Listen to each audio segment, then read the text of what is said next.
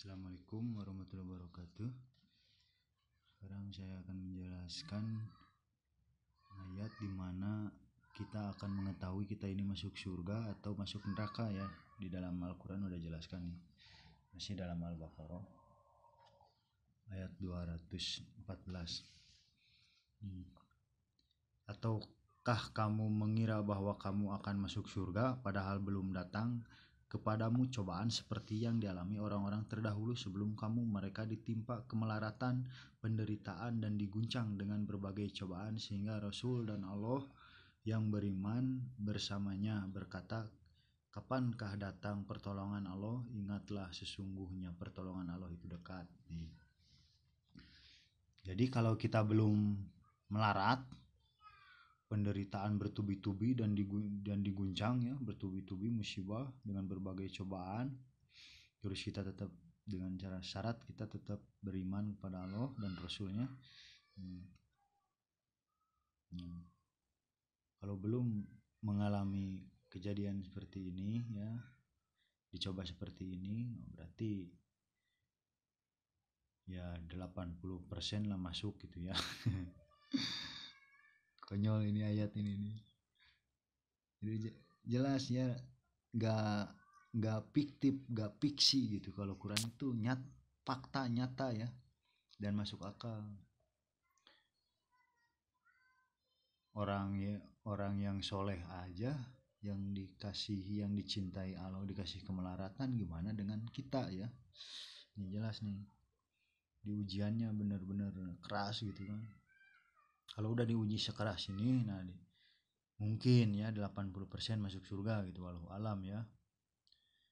Nah ini adalah ayat menjelas untuk mengetahui kita apakah meninggal ini masuk surga atau masuk neraka ya. Nah ini patokannya ini di sini.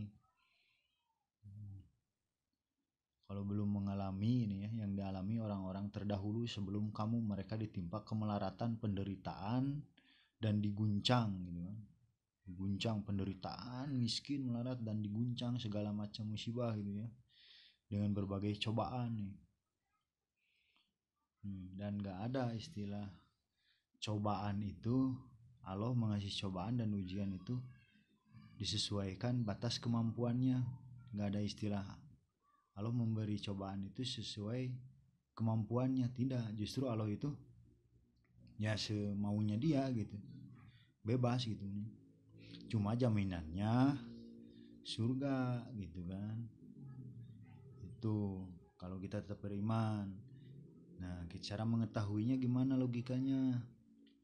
Kalau Allah itu mengasih cobaan tidak sesuai kemampuan kita, karena di saat kita diberi cobaan yang keras, kan banyak kita nggak mampu menyelesaikan oleh diri kita sendiri kan, tetap ada bantuan orang lain. Nah, itu artinya cobaan yang kita terima, yang dikasih oleh Allah, berarti di luar batas kemampuan kita, karena penyelesaiannya dari orang lain, oleh bantuan orang lain.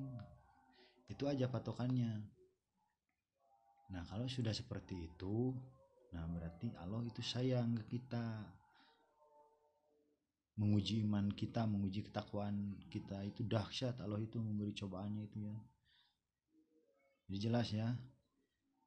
Jadi cobaan itu gak hanya berikannya kita itu mampu, enggak, bahkan di luar batas kemampuan kita, karena banyak masalah juga yang kita terima diselesaikan oleh orang lain, pertolongan orang lain. Makanya harus silaturahmi, membangun kekeluargaan. Oke, semoga bermanfaat. Assalamualaikum warahmatullahi wabarakatuh.